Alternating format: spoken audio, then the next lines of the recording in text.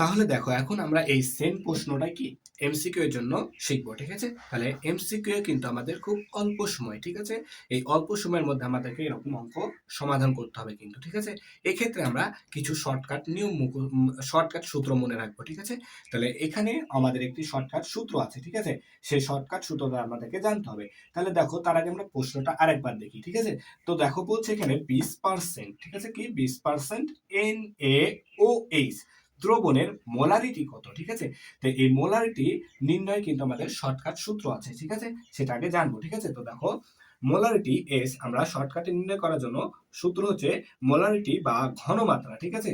S is equal to percentage into 10, ঠিক আছে? সূত্রে 10, তাহলে percentage into 10 divided by M, ঠিক আছে? তো এখানে এস এর পরিচয় হচ্ছে কি ঘনমাত্রা বা মোলারিটি, ঠিক আছে? আর এখানে এম হচ্ছে আমাদের আণবিক ভর, ঠিক আছে? এমটা কি?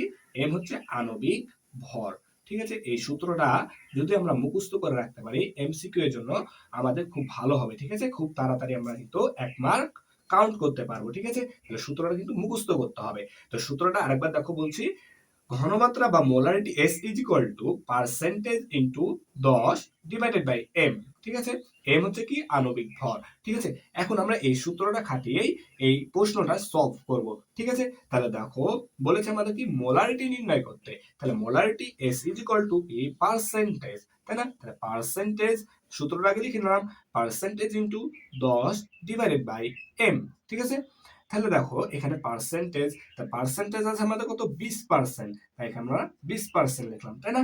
এরপর গুণ চিহ্ন আছে গুণ দিলাম, আর 10 আছে তাই 10 দিয়ে দিলাম, এরপর ডিভাইডেড বাই তাহলে কত এম। এখন এম আমাদের কি আণবিক ভর, কার এই NaOH এর আণবিক ভরটা আমাদেরকে বের করতে হবে। তো আশা করি তোমরা আণবিক ভর নির্ণয় করা জানো, ঠিক আছে? তারপরে দেখো আমি এখানে আণবিক ভরটা বের করছি, ঠিক আছে? তাহলে দেখো সোডিয়াম এখানে 23, ঠিক আছে?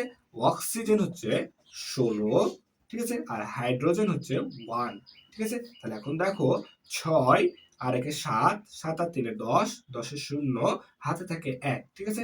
1 আর 2 এ 3 আর হাতে রেখে 4, ঠিক আছে? তাহলে আমাদের কি NaOH এর আণবিক ভর কত 40, ঠিক আছে? এই 40টা আমরা এখানে বসাই দিব, ঠিক আছে? এখন তোমরা যদি এটাকে ক্যালকুলেটরে এই মানগুলো বসাই দাও তাহলে কিন্তু সরাসরি উত্তর চলে আসবে, ঠিক আছে?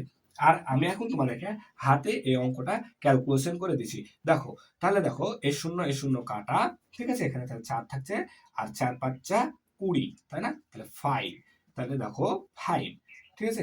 তাহলে আমরা এস ইজ ইকুয়াল টু কত পেলাম 5m, ঠিক আছে? মোলারিটির একক কি এম, তাই না? বড় হাতের এম।